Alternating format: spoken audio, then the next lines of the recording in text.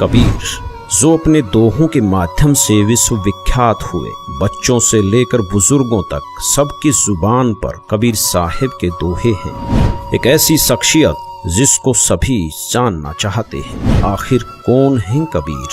आज कबीर साहिब प्रकट दिवस के मौके पर कबीर सी को जानने और समझने की कोशिश करेंगे।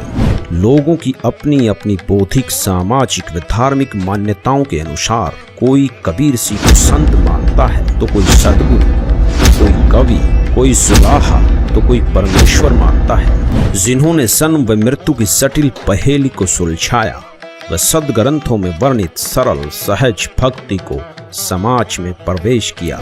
जिन्होंने अपने ज्ञान से धार्मिक पाखंड व साती पाती के जहर को समाप्त किया और हमें उस अग्नि से बचाया जो हमें अब तक जलाकर भस्म कर चुकी होती। कबीर सी ज्येष्ठ मास की पूर्णिमा सन 1398 कमल के फूल पर अवतरित हुए, जो एक भारत का आध्यात्मिक केंद्र माना जाता था। कबीर साहिब के सन को लेकर भी लोगों के अलग अलग मत हैं। कोई कहता है कि कबीर साहिब सी का सन एक विधवा ब्राह्मणी के गर्भ से हुआ है। वह लोक लाज के डर से तालाब के किनारे छोड़ गई थी।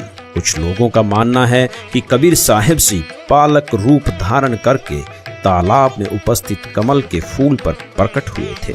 लेकिन जो पहला मत है कि कबीर साहिब सी का सन विधवा ब्राह्मणी से हुआ था, हमारी टीम ने इस धारणा पर विश्लेषण किया तथा इतिहास की छानबीन की गई तो बात गलत सिद्ध हुई, क्योंकि इस विषय में कोई भी प्रमाण नहीं मिला, न कहीं विधवा ब्राह्मणी का जिक्र है, जिसका प्रमाण हम आगे इस वीडियो में दिखाएंगे। दूसरी धारणा है कि कबीर सी पालक के रूप में खिले हुए कमल के फूल पर प्रकट हुए थे, जिसके हमें चौंकाने वाले प्रमाण मिले। कबीर साहिब सी के जन्म की इस गुत्थी को सुलझाने के लिए हमारी टीम काशी की तरफ प्रस्थान करती है।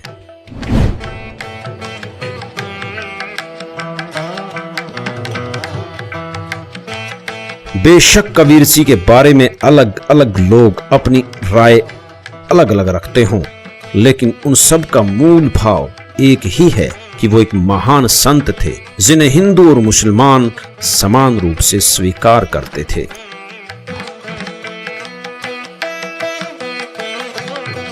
सर, कुछ लोगों का मानना है कि कबीर साहब जी का जन्म विधवा ब्राह्मणी से हुआ है। इस बारे में आप क्या कहेंगे?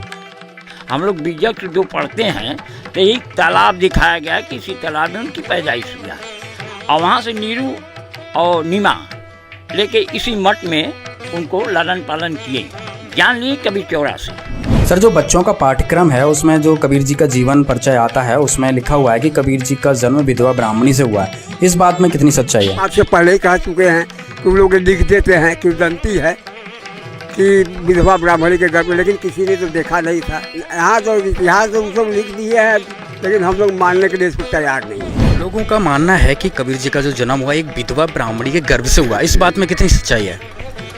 अब ये तो नहीं, फूलों में हम बताते रहे, फूलों में पैदा हुए, फूलों में समाप्त हो गए। काशी में आने के बाद एक बात तो स्पष्ट हो चुकी है कि कबीर साहिब सी का सन किसी विधवा ब्राह्मणी से नहीं हुआ। यह एक मिथ्या धारणा है। यही वो सरोवर है जहाँ कबीर सी किताबों में लिखा गया है जो है कि दंती है, तो मैं देखा कि इसका जन्म विधवा ब्राह्मणी के गर्भ से हुआ था। लेकिन किसको माना जाए है? लेकिन हम तो यही मानते कबीर साहब का जन्म जो कि कमल के फूल पर हुआ था। सच्चाई है सर, खाली फूलों पर ही अगर फूलों पर समाप्त हुए ना, फूलों से समाप्त हुए, जहाँ दो ठो फूल मिले। आप कबीर जी को क्या मानते हो? हम तो संत मानते हो, कवि मानते हो, सदगुरु मानते हो, भगवान मानते हो? दुनिया के सबसे बड़ा भगवान तो नहीं है, एकदम सच्चाई है। आज जो स्थिति लहरतारा की बनी हुई है, जो कि ओरिजिनल प्लेस कहा जाता है कि यहाँ पे कबीर जी को, तो इस बारे में क्या कहेंगे? पहले कितना बड़ा तालाब था, आप तो यहाँ पे शुरू से रह रहे हैं, तो यहाँ की क्या स्थिति थी वो बताइए एक बार। अब ये 7 किलोमीटर लंबा है तालाब है।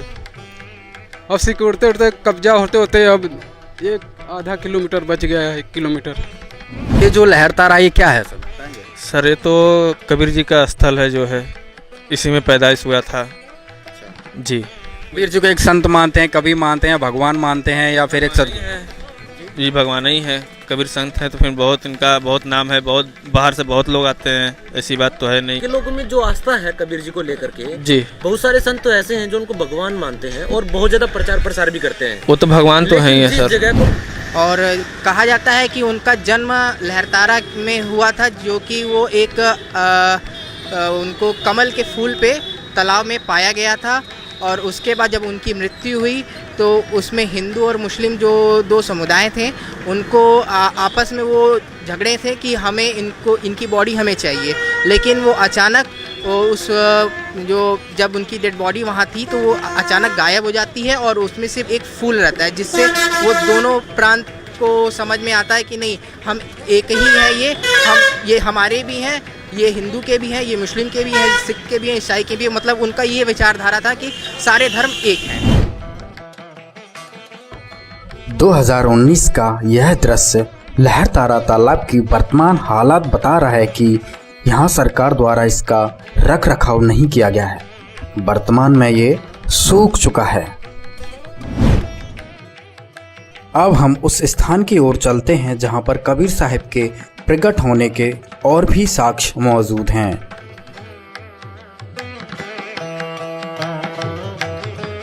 यह वो स्थान है जहां पर नीरू और नीमा ने कबीर साहब को तालाब के कमल के फूल से उठाकर यहां लाए थे। यहीं पर अष्टानंद जी अपनी साधना कर रहे थे। अष्टानंद जी कबीर जी के प्रकट होने के दृष्टा बने थे।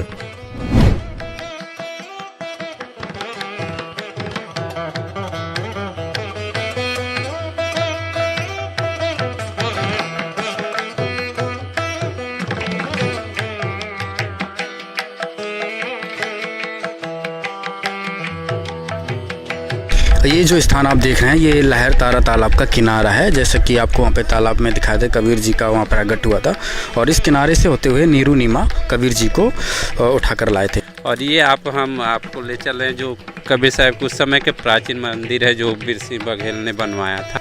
ये जो आप सामने देख रहे हैं ये वीर सिंह बघेल के द्वारा उस समय बनवाया गया था, जहाँ से कबीर साहब जी को नीरू नीमा और ने तालाब से उठा के यहाँ पे कुछ देर रोका था। यहाँ पर ये बोर्ड लिखा हुआ है, इस पे सब कुछ लिखा हुआ है। श्री सदगुरु कबीर प्राकट्य स्थल।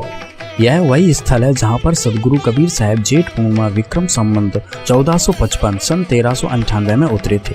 इसी स्थल से नीरू नीमा इन्हें उठाकर नीरू टीला, नरहरपुरा अब कबीर चौरा, काशी ले गए थे। यह मंदिर अति प्राचीन है। इसे आचार्य श्रुति गोपाल साहब एवं राजाधिराज वीर सिंह बघेल ने विक्रम संवत 1585 माघ सुदी नमी को बनवाया था, जो आज भी अपने मूल रूप में विद्वान है। इस स्थल का उल्लेख देश विदेश के अनेक विद्वानों ने किया है। इसके उत्तर में कुछ दूरी पर कबीर स्तंभ है, जहां पर नीरू नीमा ने विश्राम किया था। उस स्थल का निर्माण उत्तर प्रदेश शासन द्वारा कराया गया है।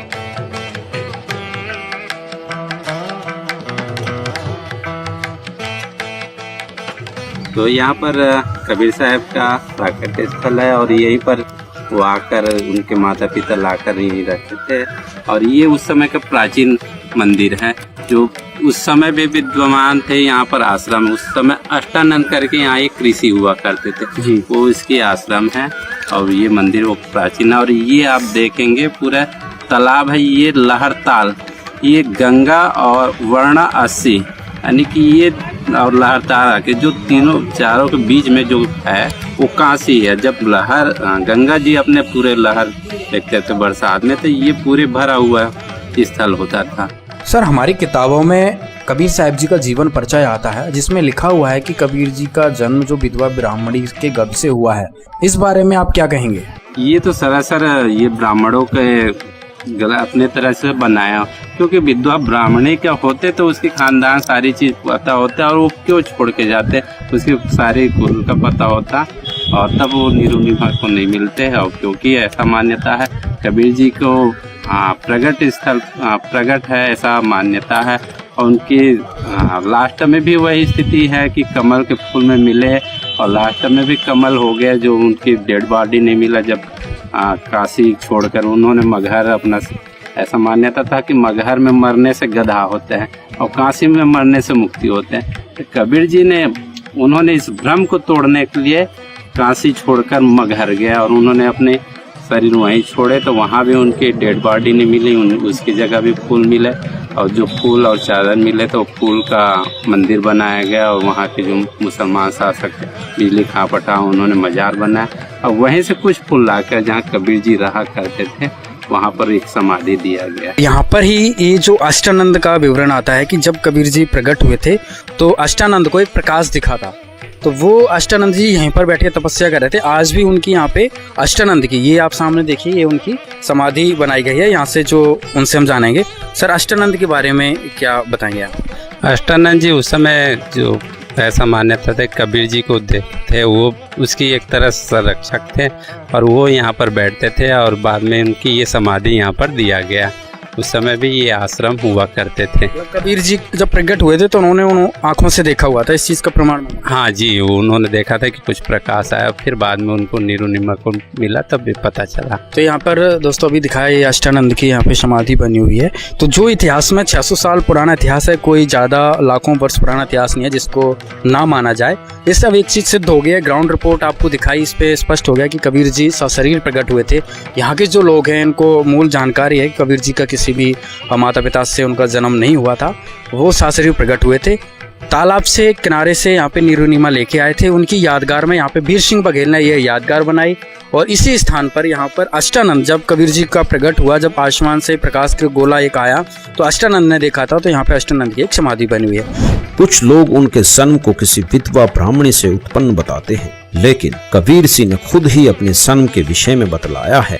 अवधू अवगत से चल आया, मेरा कोई भेद मुर्म न पाया, ना मेरा जन्म न गर्भ बसेरा, बालक बन दिखलाया, काशी नगर जल कमल पडेरा, तहाँ जुलाही न पाया। मात पिता मेरे कछु नाही, ना मेरे घर दासी, जुल्ला का सुत आन कहाया, जगत करो मेरी हंसी। ये 5 तत्वों का धरना मेरा, जानो ज्ञान अपारा, सत स्वरूपी नाम साहेब का, ओहे नाम हमारा। अगर दीप गगन गुफा में तान्य वस्तु सारा, तेरा ज्योत स्वरूपी अलख निरंजन, वो डरता ध्यान हमारा। हाड चाम लहू ना मेरे, कोई जाने सतनाम उपासी, तारण तरण अभय पद दाता, मैं हूँ कबीर अविनाशी। दरअसल कबीर सिंह का जन्म किसी माता पिता के संयोग से नहीं हुआ, वो अपने निज लोक से चलकर यहाँ के सत भक्ति बतलाने के लिए अवतरित हुए हैं। ऐसा उनसे परिचित संतों ने अपनी वाणी के प्रमाण दिए हैं।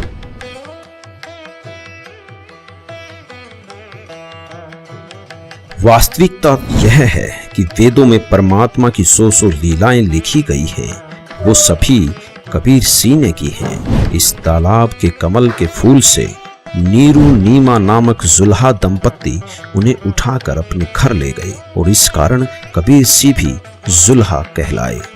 अब चलते हैं कबीर मठ, जिसको कबीर चौरा के नाम से भी जानते हैं, जहाँ पर कबीर जी का लालन पालन हुआ।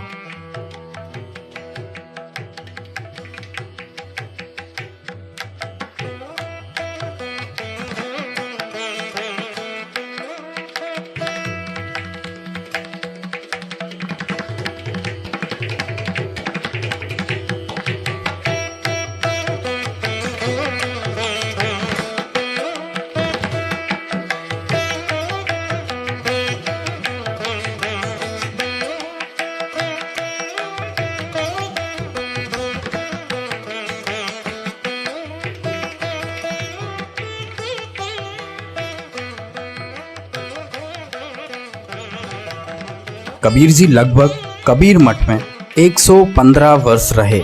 इसके बाद वह मगहर की यात्रा पर चले गए थे। सबसे पहले आपको वो जगह दिखाते हैं जहां नीरू नीमा ने कबीर जी का पालन किया। इस स्थान को नीरू नीमा टीला के नाम से जाना जाता है। कबीर साहब जी की यहीं पर कुटिया थी। मिट्टी की कुटिया होने के कारण जीर्ण शीर्ण हो चुकी थी। अब पुनः इसी स्थान पर एक कुटिया यादगार के रूप में बनाई जा रही है। यह नीरू नीमा की समाधि स्थल है।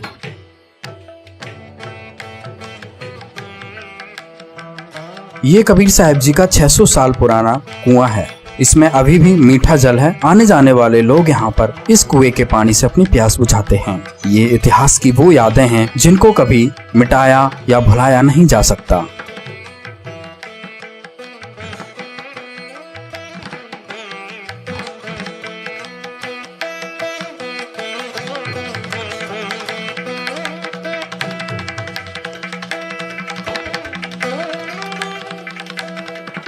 कबीर मठ में कबीर साहब जी की काफी यादगारों को संभाल कर रखा गया है। कबीर मठ के मुख्य द्वार से प्रवेश करते हुए सबसे पहले यह कबीर जी की समाधि स्थल मिलती है। जब कबीर जी मगहर में सशरीर सतलोक चले गए थे तो यहाँ के काशी नरेश वीर सिंह बघेल भी गए थे और कबीर साहब के सतलोक चले जाने के बाद वहाँ पर कुछ सुगंधित पुष्प मिले थे, तो वहाँ पर आधे आधे फूल लेकर हिंदू और मुसलमानों ने कबीर जी की समाधि बना दी थी और उनमें से ही कुछ फूल लेकर राजा वीर सिंह बघेल काशी लेकर आ गए थे, जहां पर कबीर मठ में ही उन्होंने कबीर जी की यादगार के रूप में यह समाधि बना दी। यह स्थल उस घटना का प्रतीक है जहां पर कबीर साहब जी ने सर्वानंद को ज्ञान में पराजित किया था। संत रामपाल जी ने अपने सत्संगों में इस घटना का काफी विस्तार से विवरण दिया है कि किस तरह से एक ब्राह्मण अपने ज्ञान के घमंड में सर्वजीत बनना चाहता था, जो शूद्रों के हाथों से पानी भी नहीं पीता था। उसको कबीर जी ने अपनी लीला से इस कुएं का पानी पीने के लिए मजबूर कर दिया था। आखिर में सर्वानंद भी कबीर साहब जी का शिष्य बन गया था।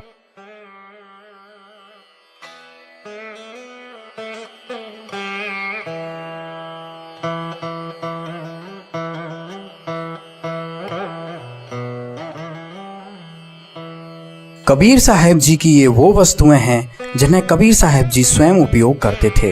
ये कबीर साहब जी का वो यंत्र है जिससे वो कपड़े बुनकर जुलाही की भूमिका करते थे।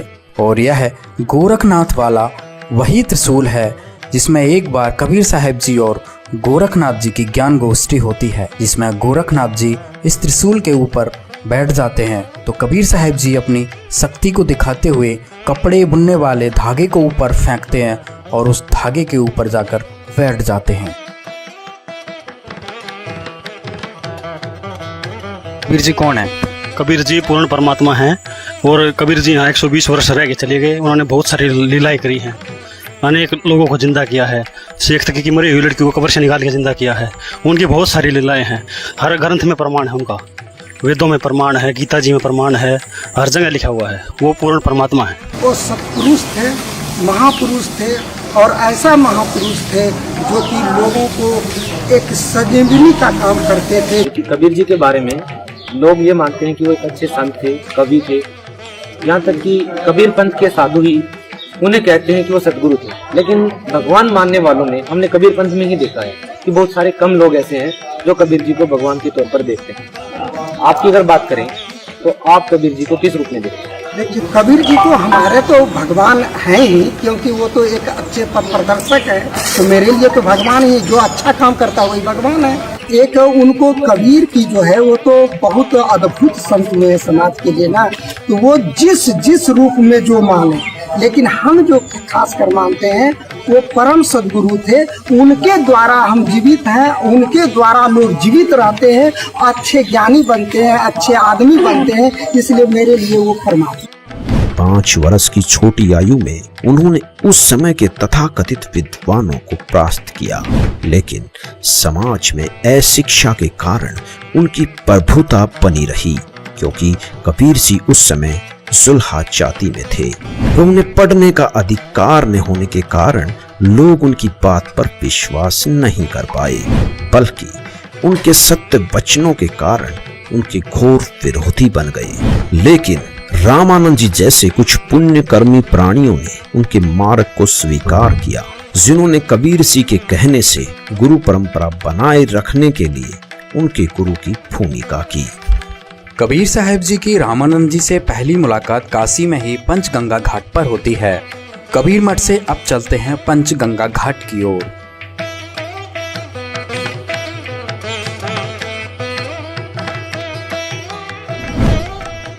पंचगंगा घाट वह स्थान है जहां पर कबीर साहब जी ने अपनी 5 वर्ष की आयु में 2.5 वर्ष के बालक का रूप धारण करके इन्हीं सीढ़ियों पर जल्दी सुबह आकर लेट गए थे।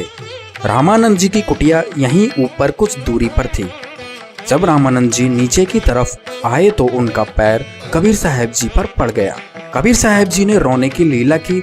तब रामानंद जी ने बालक को रोता देख शांत कराने के लिए एकदम राम का उच्चारण करते हुए नीचे झुकते हैं तो उनकी माला कबीर साहब जी के गले में गिर जाती है। इस तरह कबीर साहब जी ने इस लीला से रामानंद जी को अपना गुरु बनाया था। बाद में कबीर साहब जी ने रामानंद जी को पूरा ज्ञान समझाया था। रामानंद जी को पता चल गया था कि कबीर साहब जी ही पूर्ण परमात्मा हैं। उसके बाद रामानंद जी ने कबीर साहब की बताई हुई भक्ति की थी। पंचगंगा घाट से ऊपर की तरफ चलेंगे तो यहीं पर रामानंद जी का आश्रम था। आज भी यहाँ पर रामानंद जी, कबीर साहब जी, रविदास जी और पीपा जी की मूर्ति यादगार के रूप में बनी हुई हैं।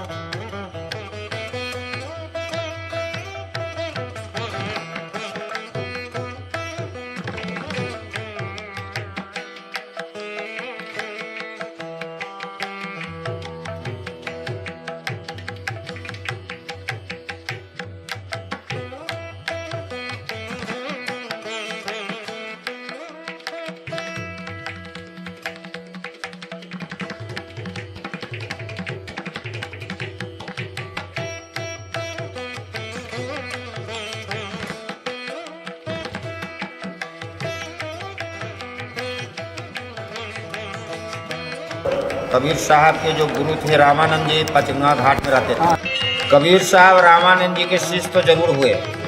रामानंद जी पहले उनको तो शिष्य बनाने से इनकार किया। उन्होंने कहा कि मैं मलेच्छों को शिष्य नहीं बना, क्योंकि मुसलमान के यहाँ पाले पोसे गए थे। तो कबीर साहब अपना स्वरूप को बदलकर गंगा किनारे बाल स्वरूप में लेटे थे। रामानंद स्वामी सवेरे 4 बजे जाते थे स्नान करने को, तो अंधियारा में उनका पैर पड़ गए जाते समय बालक पर। तो उसी समय उन्होंने रामानंद जी ने कहा राम नाम कहो बच्चा, और उनके गले में उनकी माला भी गिर गई उसी समय। तो वो फिर उसके बाद वो चले गए गंगा स्नान करने को। बालक शांत हो गए। फिर उधर से आते तो बालक नहीं पाया उन्होंने। इस तरह से आया। दूसरे दिन फिर रामानंद जी के आश्रम में कबीर साहब पहुँचे। उनके शिष्यों लोगों ने कोलाहल मचाया कि कैसे ये मुसलमानों को आपने भर्ती कर लिया यहाँ। कबीर कहता है कि मैं गुरु किया हूँ रामानंद को। तो रामानंद जी कहा नहीं, मैं उसको तो शिष्य नहीं बनाया हूँ। उसी समय कबीर साहब ने 2 स्वरूप एक साथ दिखाया और कबीर साहब ने कहा कि देखिए महाराज, आपने इस स्वरूप में मैं गंगा किनारे घाट पर आपने राम नाम का मंत्र दिया, आपने अपने गले की माला भी डाल दिया हमारे गले में। इस तरह से उन्होंने साबित किया। इस पृथ्वी लोक पर 120 साल के वास के दौरान कबीर सिंह ने अलग अलग जगह प्रकट होकर अपने ज्ञान का प्रचार किया। वह अपने निज लोक की महिमा से अवगत कराया। चाहे सुल्तानपुर बेई नदी पर नानक देव जी को या फिर मथुरा में धर्मदास जी को, नानक देव जी को भी कबीर सिंह मिले थे तो उन्हें अपने वास्तविक रूप व सचखंड ले गए थे। इसी कारण नानक देव जी ने पहली उदासी बनारस की थी। कबीर जी ने प्रचलित संतों के इस मत को कि प्रारब्ध के कर्म भोगने से ही समाप्त होते हैं, इसको भी अपने सामर्थ्य से समाप्त किया। वह बहुत से लोगों के इस तरह के कष्टों को समाप्त किया जिन्हें अन्य प्रारब्ध कर्म बतलाकर उनसे मुक्ति असंभव बतलाते थे। उस समय के दिल्ली के शासक सिकंदर लोधी भी इसी कर्म की मार से दुखी थे, जिनका जलन का रोग पूरे दुनिया भर के वैद्य ठीक नहीं कर सके। तो सब मुल्ला पंडित काजियों ने कह दिया कि ये तो आपके प्रारब्ध का कर्म है। लेकिन उनके उस जलन के रोग को कबीर देव जी ने अपने आशीर्वाद मात्र से ठीक कर दिया और ये प्रमाण दिया कि वो समर्थ शक्ति थे। यहाँ भी कबीर सिंह ने वेदों के उस बात को सिद्ध किया कि परमात्मा भयंकर से भयंकर रोग का नाश कर सुखी जीवन दे सकता है। चलो आपको एक 2 मिनट की वेदों से प्रमाणित करने वाली वीडियो दिखाते हैं। देखिए, वेद इसको प्रमाणित करेंगे कि परमात्मा घोर पाप का विनाश कर देता है। ये देखिए, ये महर्षि दानु सरस्वती द्वारा ही इसका अनुवाद है। अब देखिएगा, यजुर्वेद के 8वें अध्याय का 13वां मंत्र स्पष्ट करेगा। ये 8वां अध्याय और 241 पृष्ठ पे 8वें अध्याय का 13वां श्लोक। इसमें क्या लिखा है कि देव कर्तस्य एनस्य अवदनमसि, मनुष्य कर्तस्य एनस्य अवदनमसि, पितृ कर्तस्य एनस्य अवदनमसि, आत्म कर्तस्य एनस्य अवदनमसि, एनस्य एनस्य घोर एनस्य एनस्य माने अपराध के अपराध यानी घोर पाप के भी अवदनम।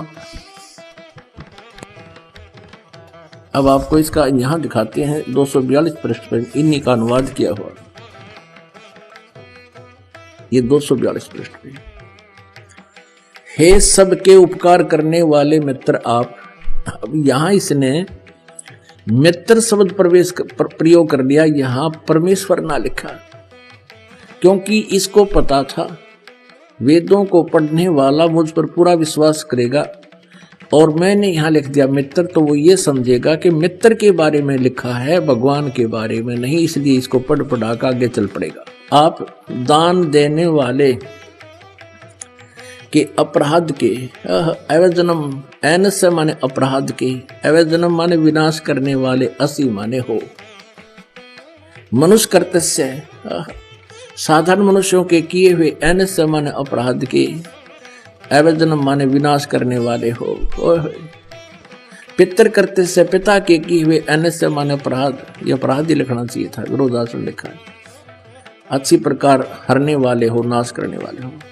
अपने किए हुए, एनस्य माने पाप के, एनस्य कहो, एनस्य का अर्थ पाप कहो, एनस्य माने अपराध कहो, एनस्य माने अपराध या पाप एक ही अर्थ होता है। एनस्य माने पाप के दूर करने वाले, अवजनम माने नाश करने वाले, अवजनम विनाश करने वाले हो, अवजनम माने विनाश करने वाले हो। एनस्य एनस्य, अधर्म के अधर्म यानी घोर पाप के भी, अवजनम माने नाश करने वाले हो। अब जानता हुआ मैं जो कुछ भी अधर्म आचरण किया करता हूं या करूं, अनजान में जो कुछ भी किया करता हूं या करूं, उस सब एनस्य माने अपराध के, पाप के, दुष्ट आचरण के नहीं, पाप के आप अवजन माने नाश करने वाले हो। कबीर सिंह के सामर्थ्य से प्रेरित होकर सिकंदर लोधी कबीर सिंह का शिष्य बना, जिससे उनका धार्मिक पीर शेख तकी चिढ़ गया। वह कबीर सिंह को नीचा दिखाने व राजा की नजरों से गिराने के लिए कई हथकंडे अपनाए। बहुत बार कबीर सिंह को हराने के लिए उनकी परीक्षा ली। इसी उद्देश्य से उसने कबीर सिंह द्वारा मृतक गऊ को जीवित करने को मानने से मना कर दिया। यदि ऐसा मेरे सामने हो तो मैं मानूं। और कबीर सिंह ने इस भ्रम के निवारण के लिए 2 मृतकों को जीवित किया, जिनका नाम कमाल व कमाली रखा। वे अपने पुत्र पुत्री की तरह रखा। यहाँ कबीर सिंह ने वेदों में वर्णित परमात्मा की उस लीला को सिद्ध किया जिसमें लिखा है कि परमात्मा मृत्यु प्राप्त को भी पुनः जीवन दान दे सकता है। कबीर सिंह ने काशी में एक लीला की। जब कबीर सिंह की प्रभुता काशी में बनती चली गई तो शेख तकी ने कबीर सिंह को बदनाम करने के लिए उनके नाम से झूठी चिट्ठी डाल दी कि कबीर सिंह काशी में एक भंडारा देंगे, जिसमें प्रत्येक भोजन के बाद सोने की मोहर दी जाएगी। इस भंडारे में 18 लाख लोग आ गए। कबीर सिंह जो छोटी सी झोपड़ी में रहते थे, कबीर सिंह ने उन सबको अपनी महिमा से परिचित कराते हुए सबको 3 दिन तक वो भंडारा दिया जो शायद इतिहास का सबसे अनोखा भंडारा था। कबीर सिंह ने अपने यहाँ के वास के दौरान प्रचलित पाखंड पूजा, मूर्ति पूजा, जाति पाति की व्यवस्था आदि का भी घोर विरोध किया, जिससे उस समय के धर्मगुरु उनके विरोधी हो गए। कबीर सिंह ने सबको बताया कि हम क्यों मर रहे हैं। वह उस सत्यलोक की पूरी जानकारी थी जहाँ मृत्यु नहीं है, जहाँ किसी प्रकार का कष्ट नहीं है, सो हमारा वास्तविक घर है। कबीर सिंह एक ही समय में बहुत सी जगह पर प्रकट होकर अपना ज्ञान प्रचार करते थे, जिससे उनके 64 लाख शिष्य बने, जिनको उन्होंने अपनी शक्ति से सुख दिया। लेकिन जनता के अशिक्षित होने से उनका विरोध भी बहुत हुआ और उन पर अनगिनत यातनाएं दी गई। उन्हें नकली गुरुओं के दबाव में दरिया में डाला गया, उन्हें जलते तेल के कड़ाहे में डाला गया, उन पर 3 पहर तक तोप के गोले दागे गए और भी न जाने क्या क्या किया गया। लेकिन वो अविनाशी है, इसलिए उनका कुछ नहीं बिगड़ा। कबीर सागर, जो कबीर परमेश्वर सिंह की वाणियों का संग्रह है, उन्हीं के द्वारा लिखा गया है। कबीर सिंह ने धर्मदास जी को पूर्ण ज्ञान बतलाया और साथ ही मूल ज्ञान, जो शिव की मुक्ति का आधार है, को गुप्त रखने का आदेश भी दिया।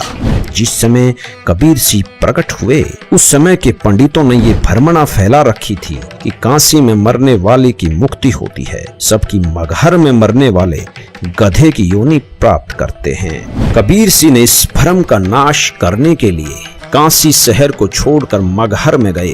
वे वहीं हजारों लोगों की उपस्थिति में सशरीर सतलोक चले गए। उनका शरीर नहीं मिला, बल्कि उसके स्थान पर उतने ही सुगंधित फूल मिले। कबीर सिंह ने यह स्थापित किया कि सत भक्ति करने वाला कहीं रहे उसकी मुक्ति होगी, और गलत साधना करने वाला कहीं रहे वो दुर्गति को प्राप्त होगा। अब चलते हैं मगहर, जहाँ पर कबीर साहब जी की समाधि बनी हुई है।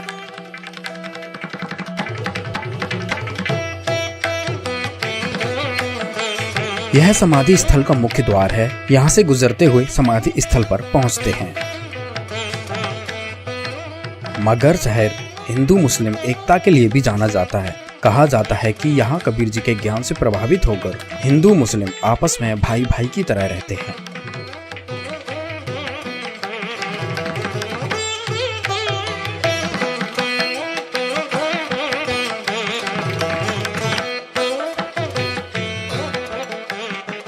अभी आप देख रहे हैं कबीर समाधि व मजार स्थल। यही वो जगह है जहां से कबीर साहब जी सशरीर सतलोक चले गए थे। उनके शरीर के स्थान पर कुछ फूल मिले थे, जिन्हें मुस्लिम राजा बिजली खान पठान और काशी नरेश वीर सिंह बघेल ने आधे आधे बांटकर राजा बिजली खान पठान ने मजार बनवा दी थी और वीर सिंह बघेल ने मंदिर। ये आप देख रहे हैं मस्जिद, जो कि मुस्लिम राजा ने आधे फूल लेकर कबीर साहब जी की यादगार बनवाई थी। यह कबीर जी की मजार है। इसकी देखरेख यहाँ एक मुस्लिम परिवार पीढ़ियां दर पीढ़ियां करता आ रहा है। इनसे बात करने पर इन्होंने बताया कि कबीर साहब जी की मृत्यु नहीं हुई थी। कबीर साहब जी के अंत समय में कुछ फूल मिले थे। ये भी कबीर साहब जी को अल्लाह के रूप में मानते हैं।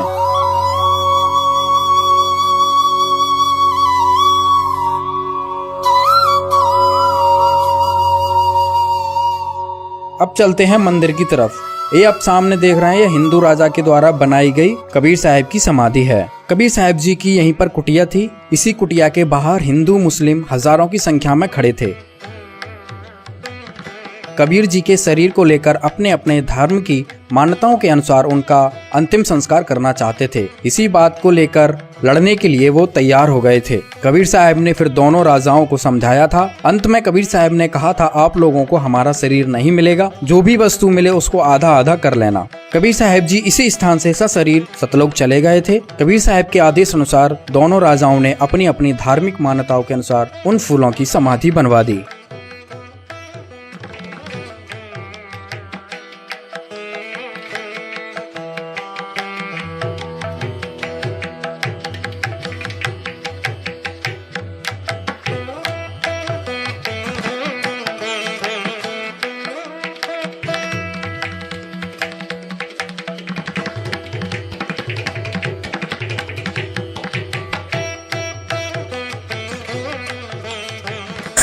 आप कबीर जी को क्या मानते हैं?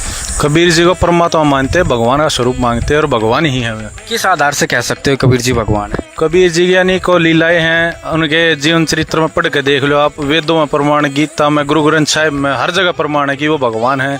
और क्योंकि सबसे बड़ा प्रमाण ये है वो सह शरीर आए और सह शरीर चले गए, और आज भी उनका प्रमाण मगर में है, आप जाके देख सकते हो बेशक। कबीर साहब जी की एक कुटिया थी, कुटिया के बाहर ही कबीर साहब जी का ये कुआं था।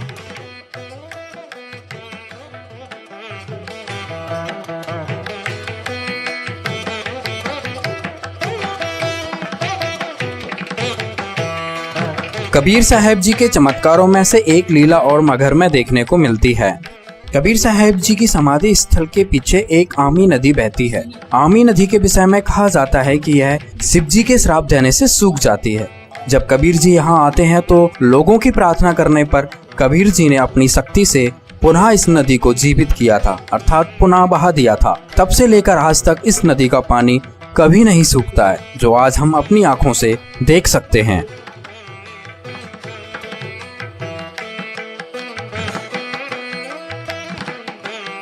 ये वो जगह है जहां से कबीर साहिब जी सह शरीर सतलोक चले गए थे और उनके शरीर के स्थान पर फूल मिले थे।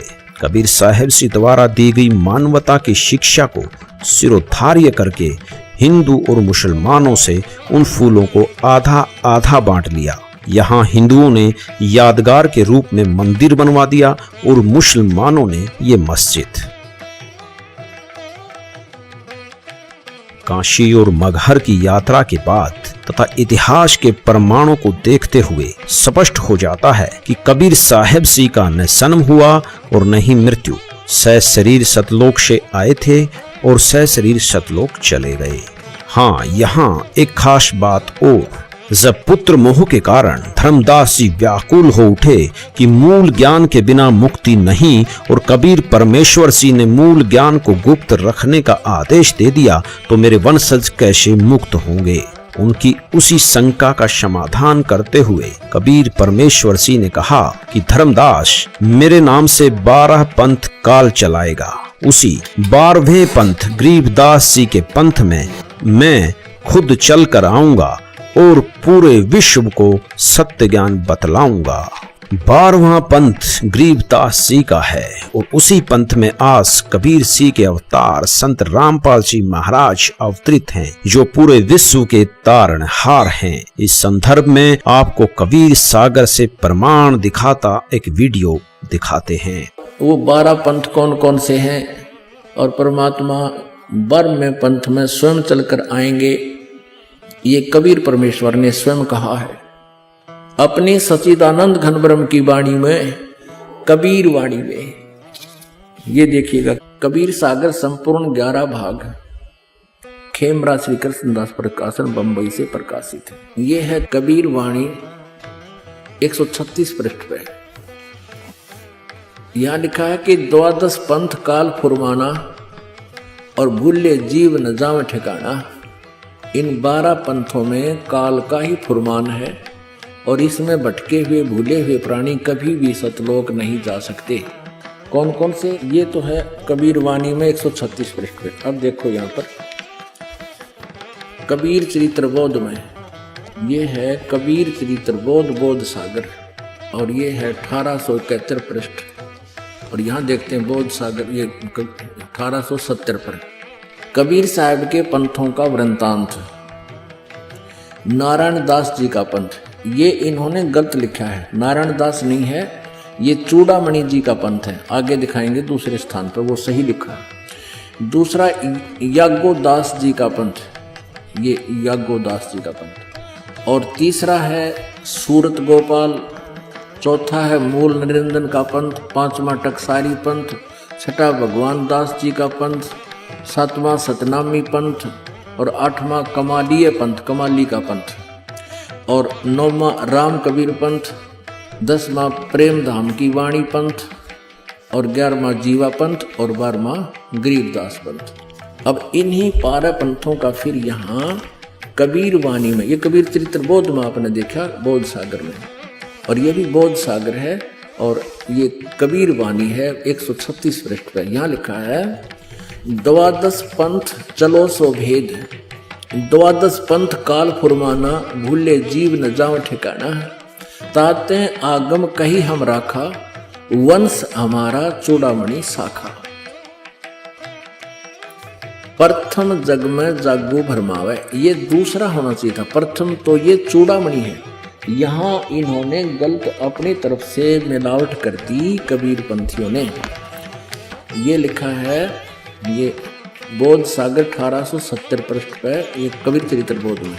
यहाँ पर इन्होंने गलत लिखा है, यहाँ लिखना था प्रथम चूड़ामणि जी का पंथ, दूसरा यागोदास जी का पंथ, और सूरत गोपाल मूल निरंजन चौथा। अब यहाँ उसी का प्रमाण है। अब हमारे हैं 136 कबीर वाणी पे, 136 पर। द्वादश पंथ काल फुरमाना, भूले जीव न जाए ठिकाना। ताते आगम कह हम राखा, वंश हमारा चूड़ामणि शाखा। ये चूड़ामणि प्रथम होना चाहिए, ये गलत लिख रखे हैं। और दूसरा होना चाहिए थे, दूसरा जग में जागू भरमावे। ये यहाँ पर लिखा है इसको, ये देखिएगा, यागो पंथ, जागू कहो तो यागोदास पंथ और सूरत गोपाल। प्रथम नहीं है, दूसरा जग में जागू भरमावे, बिना भेद वो ग्रंथ चुरावे। और दूसरा सूरत गोपाल होई, यहाँ इन्होंने ये लिखा सूरत गोपाल पंथ दूसरा, ये 1870 पृष्ठ पर। ये तीसरा है सूरत गोपाल, और यहाँ भी तीसरा ही होना चाहिए था, इन्होंने दूसरा लिख दिया। ये थोड़ा सा मिलावट करें, चोर चुरावे तुमड़ी गाड्डे पानी में, वो गाड्डे हुआ ऊपर आवे, सच्चाई छैली ना। अब यहाँ लिखना था तीसरा सूरत गोपाल होई, और अक्सर जो जोग दृढ़ावे सोई। और चौथा, ये चौथा होना चाहता, तीसरा नहीं, मूल निरंजन वाणी। चौथा पथ टकसार भेद वो, और पांचवा पंथ बीज को लेखो। और छठवां जो सातवां होना चाहिए था, सतनामी पंथ। हम अपने काम पर आते हैं, यहाँ देखिएगा। अब 10वां, ये 11वां यहाँ आ जाता है, परम धाम की वाणी। अब 12वां यहाँ से शुरू होता है, संवत 1775 होई। ये वैसे गलती से मिसप्रिंट है, यहाँ 1774 होना चाहिए था संवत। गरीबदास जी का जन्म संवत 1774 में हुआ है। संवत 1775 होई, ता दिन प्रेम प्रगटे जग सोई। 12वां पंथ जिसे चला गरीबदास जी को, उसका जिक्र है ये। आज्ञा रहे ब्रह्म बोध लावे, कोली चमार सबके घर खावे। और साख हमारी ले जीव समझावे, असंख जन्म ठोर नहीं पावे। 12वें पंथ प्रगट हो बानी। अब 12वें पंथ गरीबदास जी वाले पंथ के विषय में चर्चा चल रही है कि मेरी वाणी यानी मेरी महिमा की वाणी पुनः प्रकट होगी गरीबदास जी द्वारा। परमेश्वर कबीर जी गरीबदास जी को मिले थे। गरीबदास जी काल के दूत नहीं थे, गरीबदास जी ने तो सही ज्ञान दिया, लेकिन आगे वाले कबीर गरीबदास के पंथियों ने उसको समझा नहीं। अब 12वें पंथ प्रगट हो हवा बाणी है नहीं, प्रगट हुआ बाणी और शब्द हमारे की निर्णय ठानी। अब गरीबदास जी के बाद जितने भी उनके अनुयायी हुए हैं, वो परमेश्वर की वाणी जो गरीबदास जी ने महिमा लिखी है वो समझ नहीं सके। 12वें पंथ प्रगट हुआ बाणी, शब्द हमारे की निर्णय ठानी और अस्थिर घर का मर्म न पावे, ये 12 पंथ हम ही को ध्यावे। कहते गरीबदास वाले पंथ तक भी स्थिर घर शाश्वत स्थान को प्राप्त नहीं कर सकते, सतलोक को प्राप्त नहीं कर सकते, और हमारे ही उस वाणी को वह आपस में निष्कर्ष करते रहेंगे, उसकी जानकारी एक दूसरे को उलट सुलट देते रहेंगे। 12वें पंथ प्रगट हो वाणी, शब्द हमारे का निर्णय ठानी, उसका निष्कर्ष निकालने की चेष्टा करेंगे पर वो समझ नहीं सकेंगे। अस्थिर घर यानी सनातन परम धाम को प्राप्त नहीं कर सकते, उसका धाम का मर्म नहीं पाएंगे। ये 12 पंथ हमें को धावे। आगे स्पष्ट कर दिया परमेश्वर ने, 12वें पंथ हम ही चल आवे, हम स्वयं आएंगे गरीबदास वाले पंथ में, यानी गरीबदास के रूप में नहीं, उसके पंथ में आगे चल के 12वें पंथ हम ही चल आवे और सब पंथ मिट एक ही पंथ चलावे। धर्मदास जी से कह रहे हैं कि 12वें पंथ में आऊंगा मैं आगे चल के, और सब पंथ मिटा के एक ही पंथ चलाऊंगा। अब अपना परमात्मा दास भेज दिया, अपना वही और शक्ति उन्हीं की काम कर रही है। धर्मदास जी से कहते हैं, तब लग बोधो कुरी चमारा, फिर तुम बोधो राज दरबारा, प्रथम चरण कलयुग निर्याना, निराना, तब मगहर मांडो मैदाना। ये प्रथम पीढ़ी होगी, प्रथम चरण होगा जब मैं मगहर से शरीर चला जाऊंगा। परमात्मा कबीर जी कह रहे हैं ये प्रथम चरण होगा, प्रथम चरण कलयुग निर्याना, तब मगहर मांडो मैदाना। धर्म राय से मांडो बाजी, तब धर बोधो पंडित का जी। अब आगे देखो, 5505 तब ये शब्द होएगा साचा। अब समय आ गया है, कलयुग को लगभग 5500 वर्ष हो गए हैं और अब वो समय आ गया परमात्मा का। ये मेरा कहते हैं आज का बोला हुआ उस समय सत्य होगा ही। अब क्या बताते हैं, धर्मदास मोरी लाख दुहाई और मूल शब्द बार ना जाई। पवित्र ज्ञान तुम जग में भाखो, मूल ज्ञान गुप्त तुम राखो। गोई माने गुप्त रखो, मूल ज्ञान बाहर जो पर ही, ये बिचली पीढ़ी हंस वंश हंस नी तरही। 33 अरब ज्ञान हम बाखा, मूल ज्ञान गुप्त हम राखा। गोई माने गुप्त, मूल ज्ञान तुम तब लग छपाई, जब लग द्वादश पंथ मिटाई। वास्तव में कबीर जी इस पूरी कायनात के रचने वाले हैं, ऐसा प्रमाण सभी धर्मों से, सभी सदग्रंथों में है। वेदों में परमात्मा की जो लीला लिखी गई है वो सब की सब कबीर जी ने की। इससे भी स्पष्ट है कि वो परमात्मा हैं। तो फिर उनकी उस वाणी में भी कोई मीन मेख नहीं जब उन्होंने कहा कि वो गरीबदास जी के पंथ में खुद चल कर आएंगे। आप समझ गए होंगे कि वो संत रामपाल जी महाराज हैं। संत रामपाल जी महाराज जी को कबीर परमात्मा संवत 2054 फाल्गुन मास शुक्ल पक्ष एकम मार्च 1997 को दिन के 10 बजे मिले तथा सार शब्द की वास्तविकता बताकर अंतर्ध्यान हो गए। तो इस विषय में आज तत्वदर्शी संत रामपाल दास है, जिला हिसार, हरियाणा।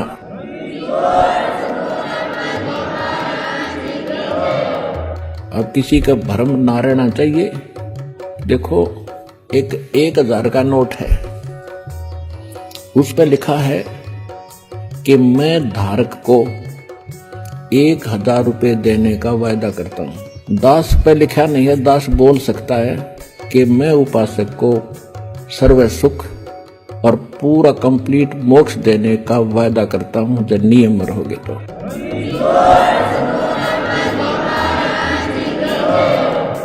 अब आपको वो तत्व ज्ञान और यथार्थ भक्ति और मंत्र समाधान मिला है, इस दास के पास है। और अपना कल्याण कराओ। दास पलकें बिछाई बैठा आपके लिए। आप भगवान के बच्चे हो, सारे जाओगे। दोस्तों, कबीर साहिब जी पूर्ण परमात्मा हैं, ये सिद्ध हो गया। और इस समय में उनके अवतार संत रामपाल जी महाराज के रूप में पृथ्वी पर सशरीर विद्यमान हैं। लगभग 600 साल पहले हम परमात्मा को नहीं पहचान सके थे, लेकिन आज हमें संत रामपाल जी महाराज को पहचानना होगा। अब सवाल उठता है, आखिर क्यों पहचाने? हमें क्या जरूरत है पहचानने की? दोस्तों, मनुष्य जीवन बार बार नहीं मिलता और मनुष्य जीवन का एक ही उद्देश्य होता है, परमात्मा की प्राप्ति। 84 लाख योनियों की प्रताड़ना के बाद एक मनुष्य सन मिलता है। 84 लाख शब्द कहा तो एक सेकंड में जाता है, लेकिन इस नरक को भोगने के लिए हजारों वर्ष लग जाते हैं। 84 लाख योनियों में से यदि एक कुत्ते के जीवन पर भी विचार किया जाए तो कलेसा मुंह को आता है और सोचने लग जाते हैं, क्या ये हमारे साथ भी हो सकता है?